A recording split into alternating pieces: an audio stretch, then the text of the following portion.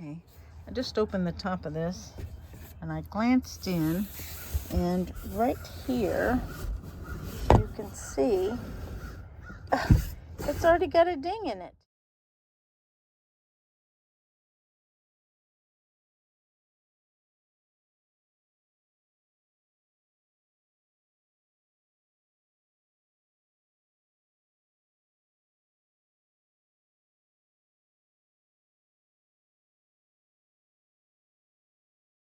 Getting everything set up so I can remove this radiator, and looks fairly simple. We'll see. Okay, so first I'm going to remove the cover so that I can get to the radiator. There's just these snaps around the sides and in the back, and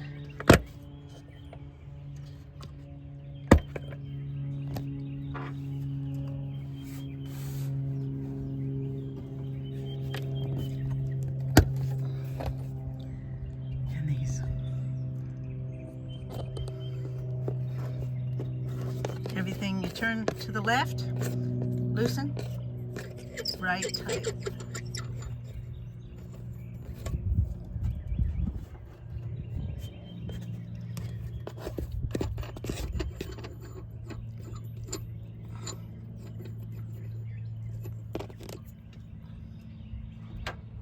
I'm going to take this off, but I also have to remove these gently from beside the area here. I removed them. This was the last one I took off, so I knew that it went on the bottom one. And then in the second one, and then the larger one goes in the top. And you also have to remove these bolts so it'll lift off. You might need to spray on some WD-40 on the screws, especially if they're older. So for these two, it takes a 10 millimeter. So when you're ready to take it off, you can see I took the bolts out, and this just gently pulls out of here, but there's a zip tie that is holding these on, so you may need to make sure you have one before you start the process so you can replace it when you put it back together. The air cover is off. You may want to consider checking your air filter and replacing it too while you have it out, or clean it. And I've already removed that part that was here, and getting ready to take the next step. Now I'm going to loosen this. Of course, you may have to put something down there to hold it in place so that you can loosen it.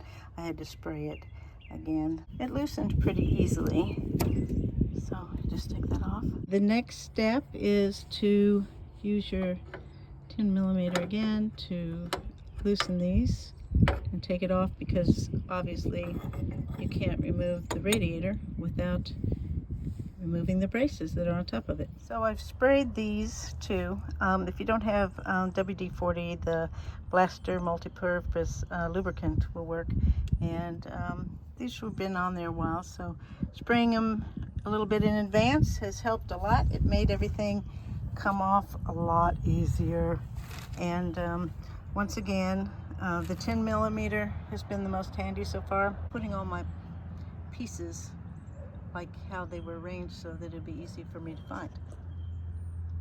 Utilizing your 10 millimeter ratchet, you will remove this one here, and also the one on the right of the radiator.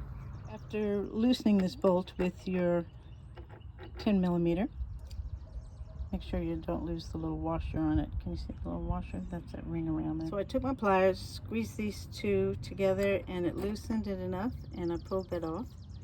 That's another piece that has to come off before the radiator can come out. That's the part that goes to the coolant. So I'm just setting it aside so I can get to this.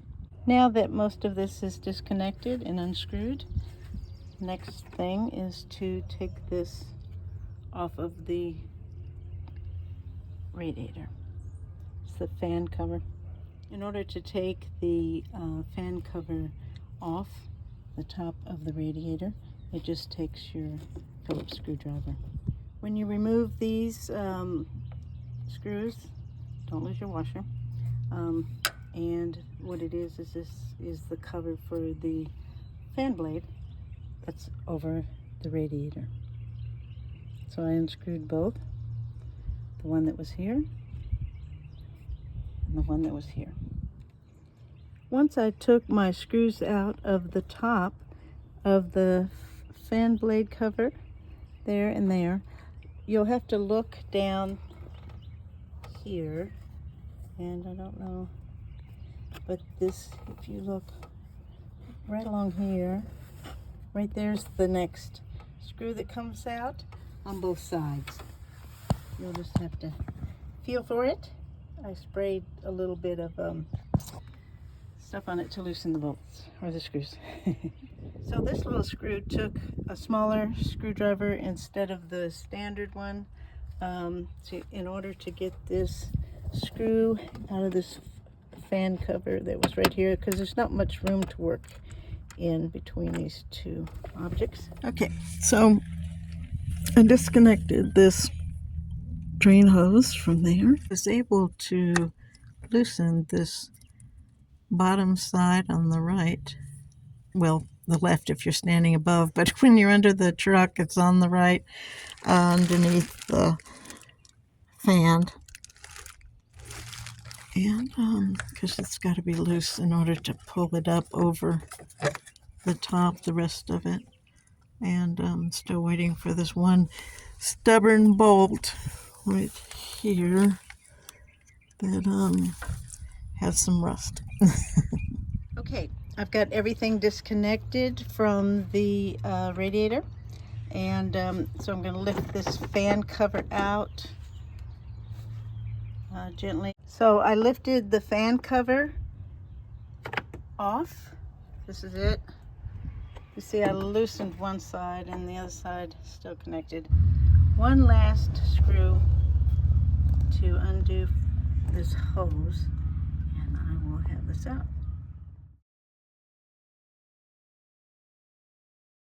Took it apart. We had two pieces, one on each side, and I said to save it so you could put it into the new one. So that's what this is for, and it easily snaps right in. So this is new and old next to each other, and as you can see, there's a couple of differences. On the old one, we had this way the drain hose came out. Well, I won't have to attach it on this one because this one is a different kind, which you use a tool to undo. And now my truck is a 5-speed, so I don't have automatic transmission, so you just ignore these new connections that are not on my original piece. But everything else is basically the same. And like I said, I took those pieces out of there and reuse them on the new ones. Okay, I'm doing everything in reverse now. I've got these. I'm setting the radiator, matching up everything. It fits perfectly. And now I just have to, I already took the cap off for the bottom one, and so I'm going to attach this bottom hose to it. So I've reattached the radiator hose down there, and I'll attach this one, but I've got to put the fan cover back over. But I tightened these, went ahead and on either end to have it in the perfect spot in order to put the fan guard in next.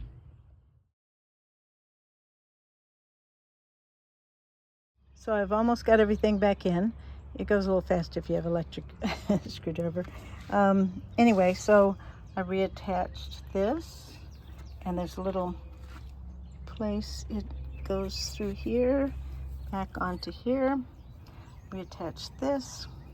So now everything's connected up here, and I just have to go below and attach the two little screws down there, fill the radiator,